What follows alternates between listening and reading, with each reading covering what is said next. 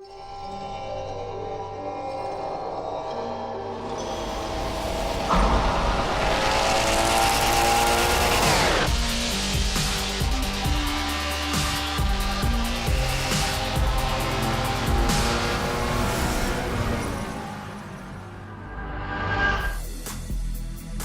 Motorsport's always been a series about innovation.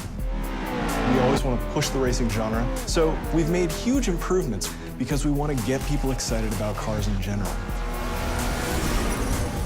The Alps is the ultimate driving road because it's set in a beautiful location and the ribbon has been hand-tuned over months of testing to make sure that it's just the right balance of speed, challenge, fun in a wide variety of cars for a wide variety of players. Because for a virtual game, nobody's gonna get hurt. Since we're not concerned about driver safety, we can go to these epic places like the Bernese Alps and build basically the world's best driving roads, and we have total creative freedom. We actually looked at 15, 30 different locales, and the Alps is just the most epic. The landscape is so surreal, it's crazy. I mean, these mountains are very different from any mountains you see anywhere else. I mean, it's just, with all the jagged peaks. We are on part one of a trip that will take us through Switzerland and Italy as the guys from Turn 10 gather source material and basically inspired by the entire trip. What we're gonna do is find the most amazing areas we possibly can and photograph them to no end.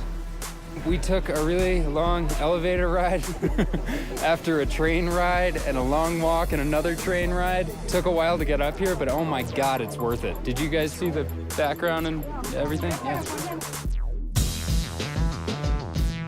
So right now we're at the Grindelwald region of Switzerland, and we're taking reference photos. We mount a camera to a tripod on a panorama head. The panorama head enables us to take pictures in different increments and multiple exposures. We stitch them all together and then we get an HDR.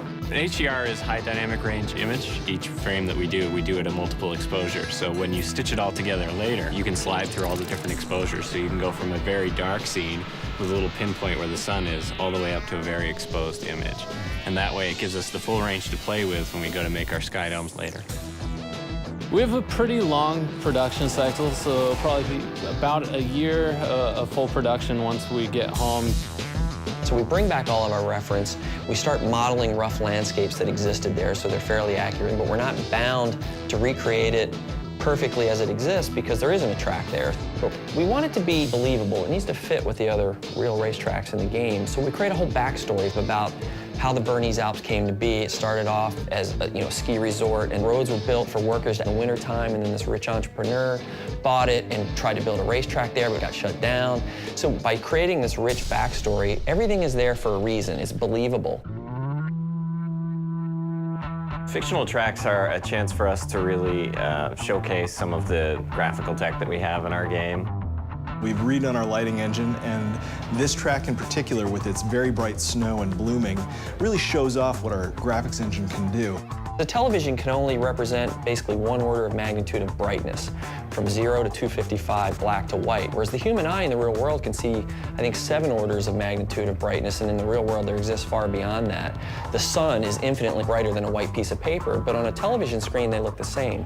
Well, we found a way to basically reverse engineer that at full HD resolution on the Xbox 360. So what we do is we captured high dynamic range images of the world, and that gets baked back into the lighting and the reflections on the car, which means the sun is order of magnitudes brighter than a white piece of paper and is brighter than gray asphalt, which basically makes the cars look really grounded in the environment.